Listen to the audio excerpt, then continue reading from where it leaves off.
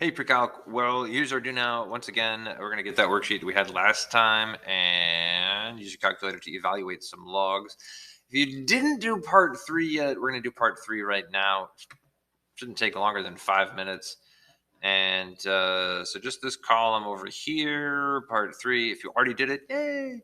And then after you've done this column, look for any patterns or connections you recognize, and then try to come up with a general rule. And I will meet you back here in like 5 minutes or so. So go ahead and hit pause on the video until you get your answers. Cool. Welcome back. There's actually more due now. So you finished that last part of the worksheet. So rewrite each of these exponent problems in alternate form. By which, what I mean is get rid of as much of the exponent as you can. If it means something else, write it in that other way. You hit pause on the video till you get your answers worked out. All right. Well, so I think for a lot of us, maybe we don't remember this stuff. Maybe you never learned it. I don't know. So maybe it's learning. Part A. So negative exponent is always going to give us the reciprocal. So we could put x over 1. So we could write it as a fraction to begin with, and we'll just trade the numerator and denominator around. So 1 over x to the power of 43. When we've done that reciprocal, we no longer keep the negative on the exponent because we did what the negative means. The negative got used up, right? So it's 1 over positive power there, x to the power of positive 43. Okay, down, B. So this is a fractional exponent, 1/2. All right, so any fractional exponent is going to give us a root. So 1/2, that means the second power root, the second power root. We normally just call it the index. So it'll be a square root or a root with an index of 2. And I did not write this down here ahead of time, but this 1 pretty much stays invisible. But where does it go? It goes right there. It's the power on the x. So it'd be x to the power of 1, and then the square root of that. We'll never write x to the power of 1 because the 1 doesn't do anything. That's where it came from.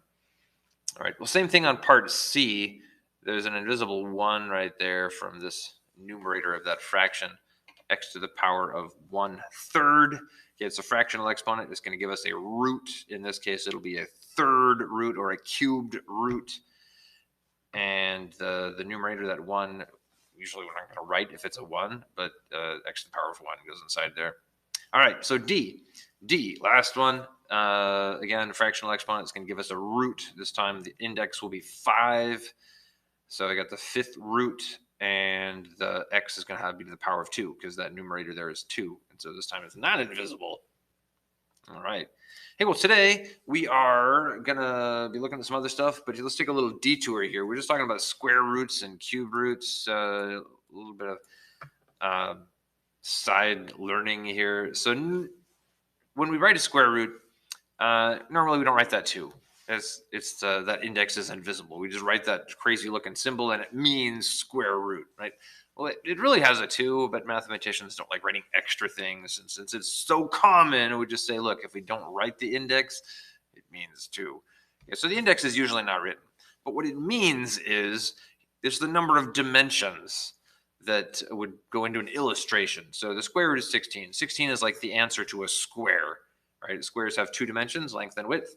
So if the area were 16, what's the side length? Right? The index on that root symbol means how many sides would go into the illustration. Or we could describe it a different way if you're not into geometry and shapes. The 2, that index, is telling us how many times a number needs to be multiplied by itself to give us the answer of 16. So in this case, 4 times 4, that showed up 2 times. 4 times itself twice. So 4 to the power of 2 would give us 16. That's what the index is about. The square root of 16 sends us back to 4, the side length. Well, what about cube roots? It's basically the same thing, except a cube root, with our index of 3, let's say the cube root of 27, is going to have a different illustration. It's going to go to a cube. The index of 3 means we got 3 dimensions, or 3 sides, length, width, height. So if our cube has a volume of 27, we need to find the length of the side that gives us that volume, right? Or we could say that the index is the number of times that the number needs to get multiplied by itself. So the index in the cube root also represents the number of sides in the shape. Was it a two-dimensional shape, a three-dimensional shape? In this case, three-dimensional shape.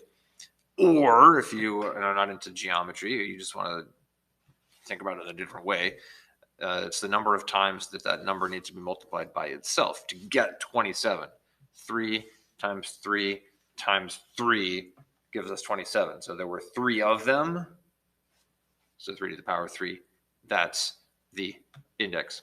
All right. Well, it's totally not related. I mean, it's related, but it's certainly not what we're doing today. Anyway, so today what we are doing is looking at logarithms. We're going to continue to learn about expanding and condensing them. Yesterday we looked at this investigation. We did part 1 and part 2. So today I want to focus some more on part 3. And we did start looking at part 3 here yesterday. But there's a couple of these that are of note for us today. These two. I'm going to highlight them actually in different colors.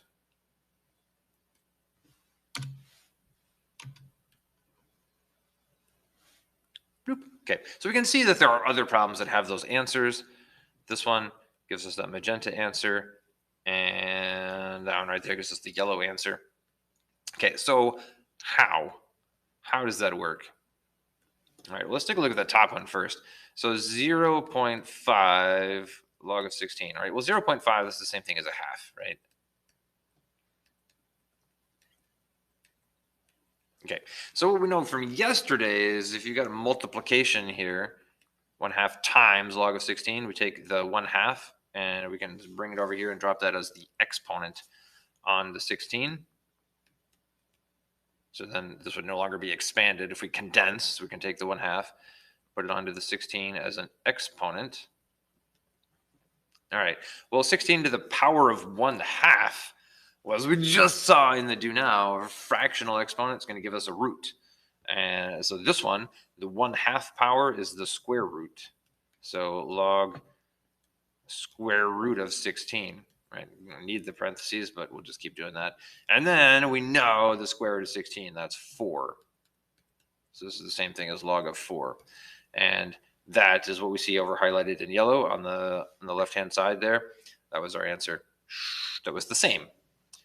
0.5 log of 16, same thing as log of 4. Okay, well, that's why we got to know not only about logs, but also about fractional exponents for that to make sense.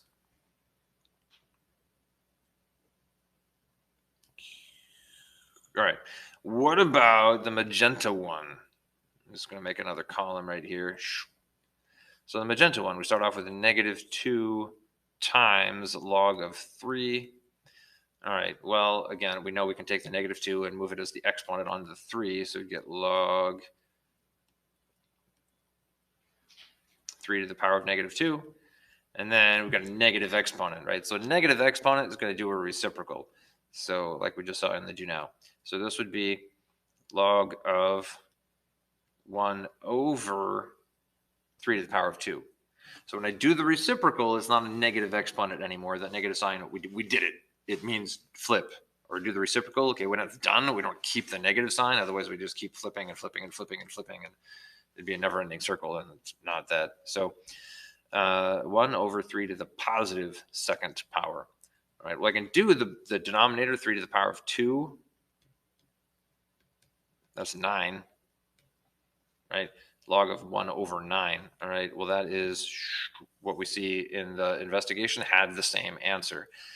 Okay, so not only do logs work in these various ways, you can expand and condense, but also we got to remember all these things about not just logarithms, sorry, about exponents. You got fractional exponents, you got negative exponents, you got integer exponents, you got all this stuff, right? Well, so we need all that stuff because it's going to show up. So we saw this before. If you have not written this into your notes, make sure this gets written into your notes.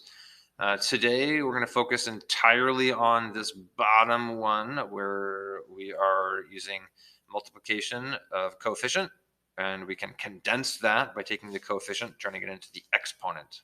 3 is the coefficient. Here it's the exponent, and then evaluate 2 to the power of 3. It gives us 8. All right, so some examples. First, Super easy. Log base 2 of b to the power 4. And the directions ask us to use the power property to rewrite each expression.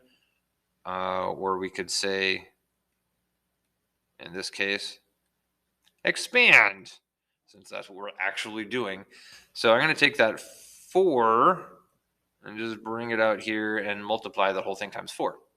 4 times log base 2 of b. You can put parentheses on the b, or you could leave them off. It actually means the same thing, but it looks better if we have them. It's better practice. We need to have good practice. Final answer. Next up. All right, well, in order to expand, let's change colors. In order to expand this one, we have to deal with that square root first. So log base 3 of square root of x, I could rewrite that as x to the power of 1/2, because 1/2 power, same thing as square root. Now I have an exponent. I can use the power property like the directions originally asked. So I'm just going to take this, bring it out in front. So I got 1/2 times log base 3 of x, parentheses, no parentheses, means the same thing, but we want to have good mathematical grammar practice. So stick the parentheses on there. All right, next up, I got a 7th root this time. So again, the directions basically are asking us to expand. It doesn't actually say those words, but there, expand. So we're going to deal with the 7th root of y, first of all. So let's just rewrite this as an exponent. So this would be y to the power of 1/7.